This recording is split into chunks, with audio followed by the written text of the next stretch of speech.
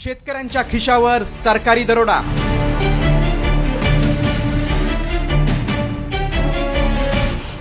मदतीच्या नावाखाली कापला खिसा।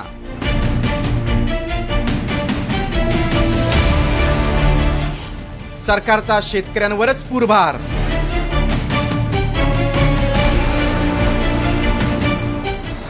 अतिवृष्टीने उद्ध्वस्त झालेल्या बळीराजाला आधार देण्याऐवजी कोलमडून पडलेल्या शेतकऱ्याला पूर्त जायबंदी करण्याची योजनाच सरकारनं आखली। सरकारनं शेतकऱ्यांना मदत देण्याच्या नावाखाली त्याच्या खिशावरच दरोडा टाकण्याची तयारी केली। कारण अतिवृष्टी आणि पूरबाधित शेतकऱ्यांच्या मदतीसाठी शेतकऱ्यांवरच तिप्पट पूरभार लादण्याचा निर्णय साखर संघाचा विरोध डावलून घेतलाय। हा निर्णय काय आहे ते पाहूया। ऊस गाळपा संदर्भातील मंत्री समितीच्या बैठकीत अतिवृष्टी बाधित शेतकऱ्यांच्या मदतीसाठी ऊस उत्पादकांकडून प्रति टन 5 रुपये कपात करण्याचा निर्णय घेण्यात आला। एवढंच नाही तर मुख्यमंत्री सहायता निधीसाठी प्रति टन 10 रुपयांची कपात होणार आहे। त्यामुळे आता ऊस उत्पादक शेतकऱ्यांकडूनच एकूण 15 रुपये कापण्यात येणार आहेत। त्यामुळे सरकार 3,350 रुपये FRP देणार असल्याचा डंका वाजवत असले तरी शेतकऱ्यांच्या हाती मात्र 3,335 रुपयेच उरणार आहेत। सरकारच्या पूरभाराच्या निर्णयामुळे विरोधकांच्या हाती आयतं कोलीत मिळालंय।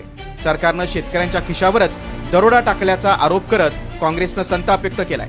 तर विरोधकांच्या टीकेनंतर मंत्री विखे पाटील यांनी पूरग्रस्तांविषयीची बांधिलकी असे शब्द वापरत सारवासारव केली।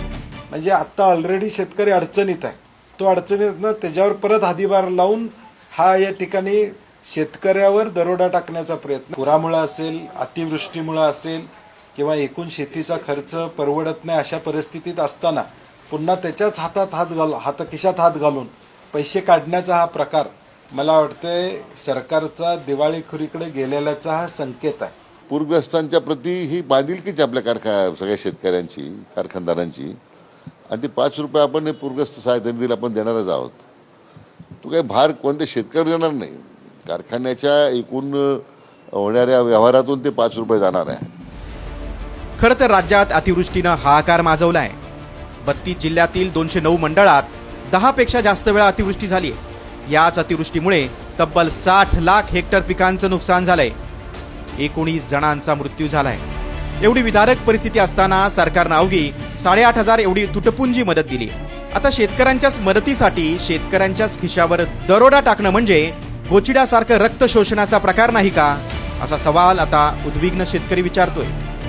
ब्युरो रिपोर्ट, साम टीव्ही न्यूज।